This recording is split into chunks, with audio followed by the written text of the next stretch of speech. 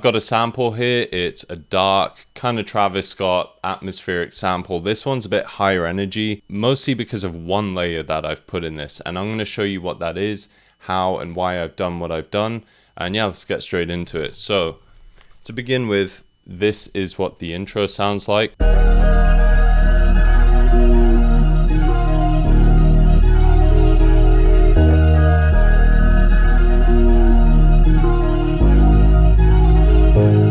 So you can hear it grabs your attention straight away. It's all over the place, and I'm sure you can guess why. That layer is the ARP or the arpeggio that you can hear just like going all over the place. That combined with a really strong distorted bass is, I mean, it's not a super distorted bass, but you've got those really high, like crazy ARPs going on, and then you've got like a thick, beefy synth bass playing underneath, as well as a couple textures in between. As you can tell by looking at this project, I didn't actually use a lot of layers. There's not a lot of instruments. There's not even a lot of textures going on, and I can't wait to play you the rest. You'll hear the full sample at the end. Let's get straight into it. So this ARP,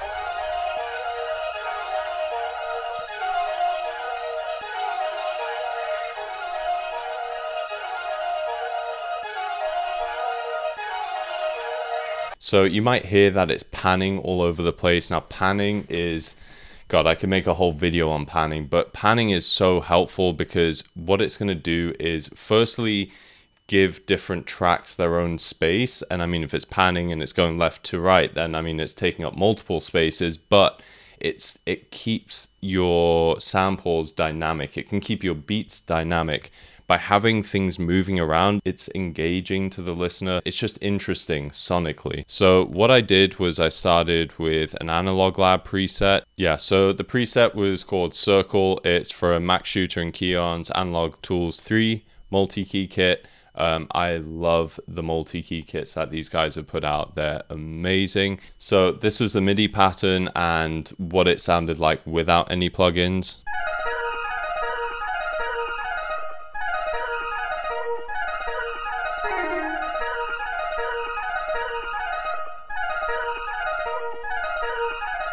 So I think this little stop here where it doesn't have the ARP run down just creates an interesting rhythm, and then obviously ending on the low bit where there's just some variation. So if you are going to do a crazy arpeggio, which is very common in the kind of Mike Dean, Don Toliver, Travis Scott, dark trap sound, it's cool if you can make those arpeggios not just be the same up and down repeated throughout. If you can just have a little bit of variation at the end, or even just chop up a couple of the notes or a few of those notes just being moved up or down, just any kind of variation to make it more interesting. Again, combined with something like panning, just makes it so much more dynamic than if it had none of it going on. Now, these are the plugins that I added. I used my go-to stock compressor from Logic. I've got some Valhalla Supermassive reverb.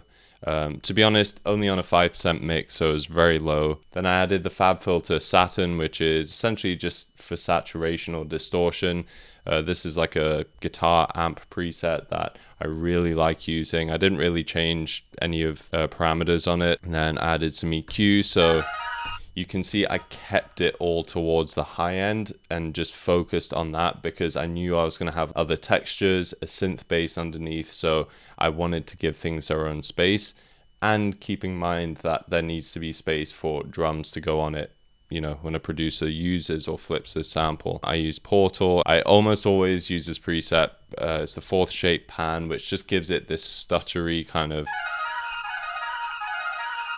if you can hear that, it just kind of like chops. And then I added some RC20, and I don't think I added too much of it. Yeah, you can see the mix is really low, but mostly just for a little bit of wobble effect. And then I used the magnetic preset, which I like this one, especially more recently, because I realized how great the dropouts can be, just to give it a bit more of a subtle vinyl texture where it's like quite literally dropping out slightly. What I did was I bounced that out, and I tend to do this a lot, but then I'll take it and then I'll flip it yet again. So it was this, and then I added more RC20, and this is from, I think it's Drew Adu. I struggle with his surname. It's a hiatus preset from one of his RC20 banks, and you can see the noise is quite high, the wobble is quite high. The main thing as well with RC20 is just the width. I really like making sure I adjust the width correctly, because changing it to this, which is wide, combined with the panning, just makes it kind of go all over the place. I forgot to mention there's also panning that comes from the Portal preset. So in combination with the RC20 being panned wide, then it's just, that's what gives it that width. You can always turn this the other way and it'll be really mono sounding and close sounding. Then I added some halftime, which you can see I haven't done the full band because I just like halftime for the texture that it gives a lot of the time. And I almost never really find myself just using a full wet mix when it comes to halftime. This is with and without.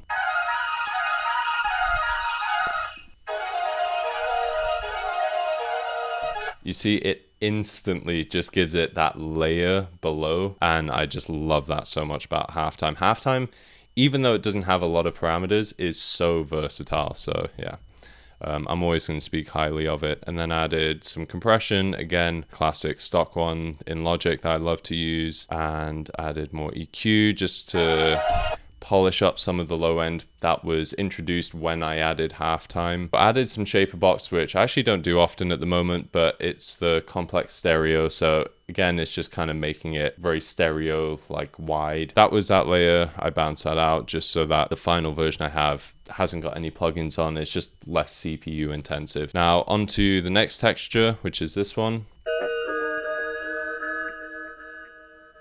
And that is just such a cool little texture. I believe this came from Axley Beats, so it's this one.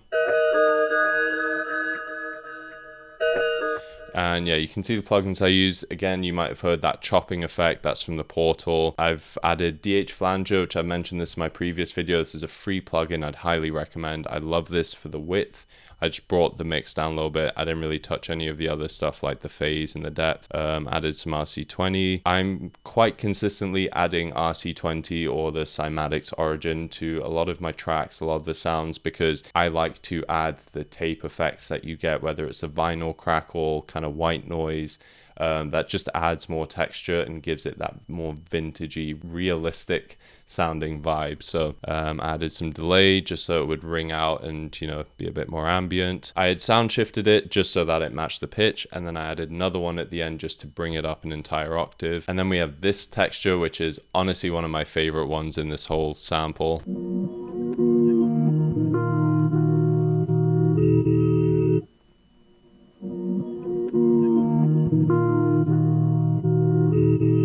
It's just such a beautifully haunting sounding, almost like piano sound. I'm going to show you what the original sounded like. Now again, this is also from another one-shot kit, I believe from Axley again.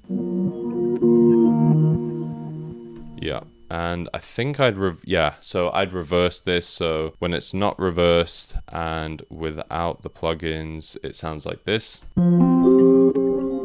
So I made it sound quite different, which is one thing I'd always recommend doing when you use one-shots or phrases from kits. It's so much fun and great practice as a sample maker to flip it into something that's your own. So yeah, all I did was reverse it. I pitched it down to so it matched the key. I added the DH flanger again, and with a very low mix, added delay, basically the same as the previous texture, and yeah, got this sound. And then the final layer, which is quite a repetitive one throughout the sample.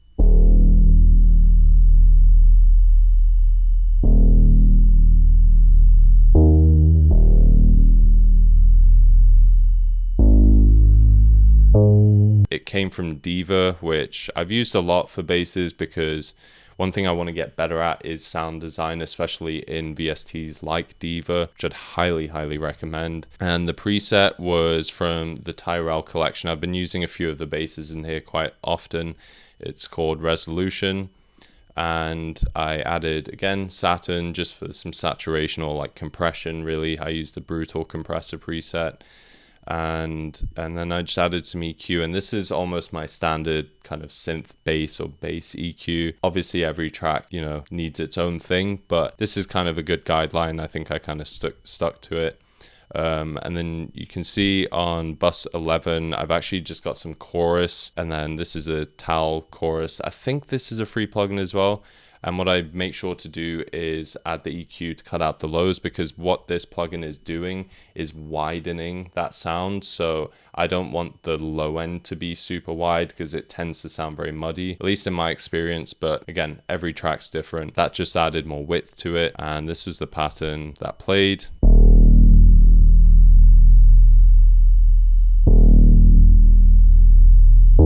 Okay, my computer can't process that, so but that is a pattern, you get the point. And yeah, on to the next section. So I'm gonna play it from the first into the second.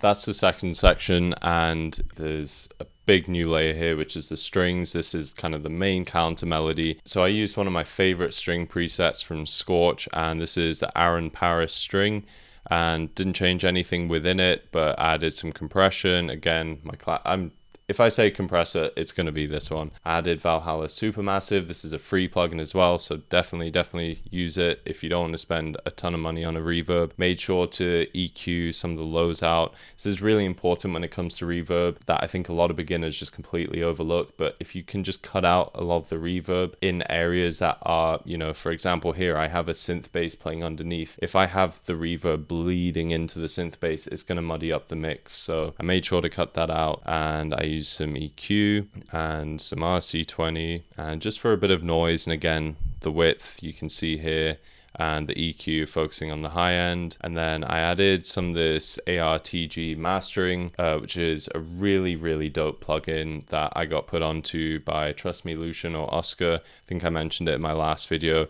And I used the vintage mastering glue preset. I don't think I changed much on this. I might have increased the spreader a bit so it was just wider. And yeah, this was the pattern that I played.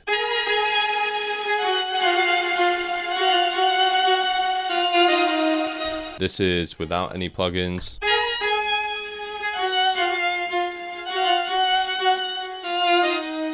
And then with the plugins.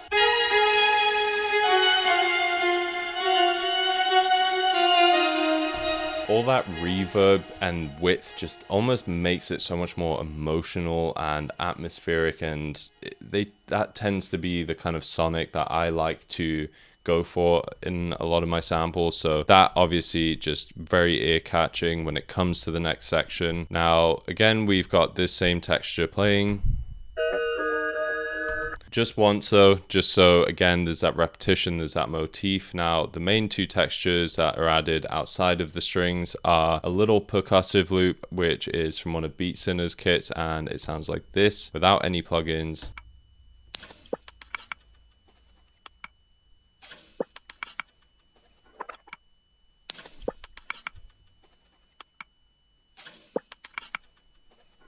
And I pitched it. I always assume that, you know, when you get percussive loops that they're probably in C minor. You can also choose your ear, so I pitched that. I added halftime, just decreasing the band on the low end. I do this almost all the time with my percussive loops. Again, just adds more texture. So this is without, and then with the halftime.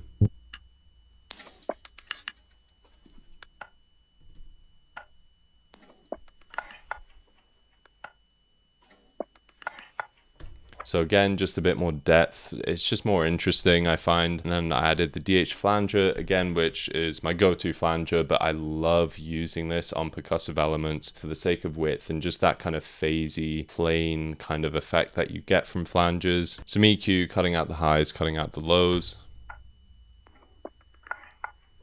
So it's just nicely tucked into a little pocket. Then I have this guitar texture, which sounds like this.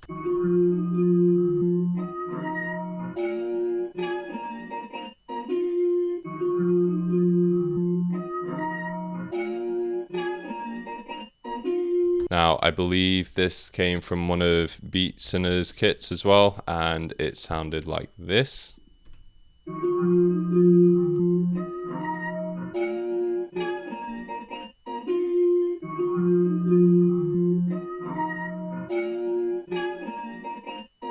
So they're just two different guitar phrases that I took from his kit and just added some halftime, doing the same thing as the percussive element, and some of the DH flanger again for width. Just having that kind of little call and response. You can see even just from the waveforms, it's like thick and then thin. So there's so many ways to use call and response, whether it's the low end, the high end, the left to the right. It's just so many ways to do it. So on to the next section.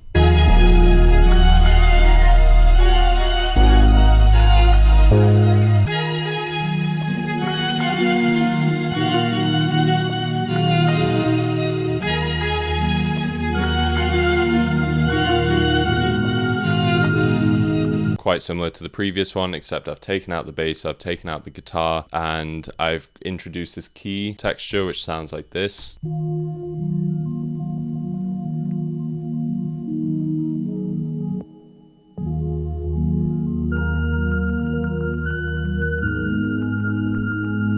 So a very ambient, almost kind of like alien type vibe, which just helps break down the sample a bit. So again, from the intro being very high energy to the strings coming and now it's emotional. And then this kind of just gives the sample a bit of a chance to breathe by taking out the synth bass. It's always important to contrast and focus on how you arrange your samples. I tend to like to start with something impactful when my sample starts, so it catches the listener or the producer's attention, but then breaking it down so that there's space for, you know, flipping it into a verse for a beat or song, bridge, anything. There's variation. I don't want the whole sample to just be constant high energy. There's a time and a place, and I'm not saying you can't do that, there's no rules, but I just like to make sure that I have a big dynamic range within my samples. So for this kind of key pad sound, I used Thunder and Lover from the piano and key section within Scorch, and I just added a bit of compression, and this was the pattern that I played.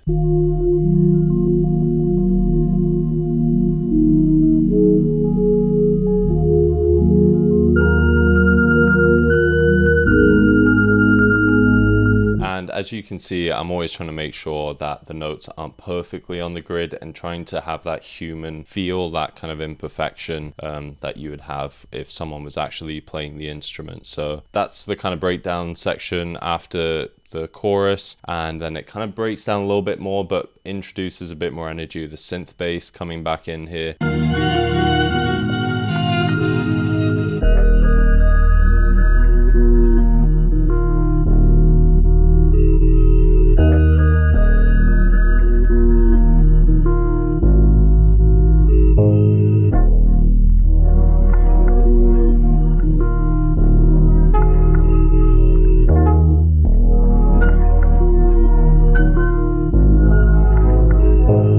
Kind of a breakdown again, but reintroducing some of the previous elements. When it comes to the perk texture, it's just kind of, you know, creeping back up in energy. And so you can see how quite literally the sample is building up again into where it could then loop back into the chorus. So to be honest, it's a very good visual representation of how a lot of loops and samples can be arranged, where you have the high energy section right at the beginning, or maybe you have a bit of an intro and then it builds up, crescendos, and then there's a release, and then again you can see here how a lot of the tracks drop off, and then it kind of starts to build up again, and then it's a loop, it's a cycle, it's a sample, it's a... Anyway, this is the key texture.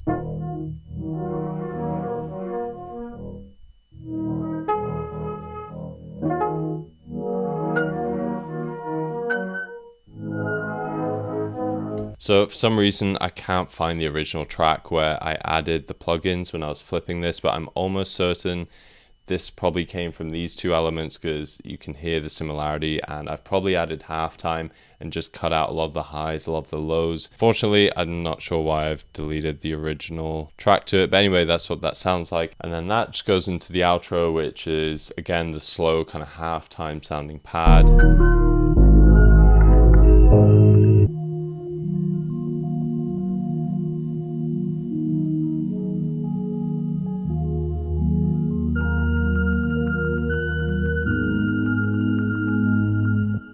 I hope you learned something, whether it's just some of the workflow or arrangement tips I've given. And yeah, so if there's any kind of takeaway from this, it's that I like using good free plugins like Valhalla Supermassive as a reverb, or the DH Flanger for that width. And also just in terms of arrangement, having your sample catch the listener or producer's attention straight from the beginning. Even if you have a slower intro, just making sure that it's interesting. It's good to do that with something that's kind of high impact. But then if you do that, make sure that it has kind of a drop off, and that crescendo just ends and leaves you space to breathe, adds more dynamics to your sample, so that there's different kinds of sections, you know, that a producer can take and flip into a chorus, a verse, a bridge, or an outro, intro, anything. You have that because your arrangement is full of different variation. And I guess the last thing is just simplicity. This sample does not have a lot of tracks, and I do tend to do more tracks, but one thing I'm constantly, and I think I will always be contending with, like we all do, is simplicity and not adding unnecessary layers. Listening back to this, there's already little textures and things I know, oh, I could have added that, I could have added this, but at the end of the day, the feeling is there, the emotion is there. That's the main thing. If another producer wants to flip it and add those things, they can, but I think it's better safe than sorry, and keeping a lot of open space for a producer to flip your samples. Anyway, I hope this was helpful. I'll hopefully see you in the next one, and for now, peace guys. God damn.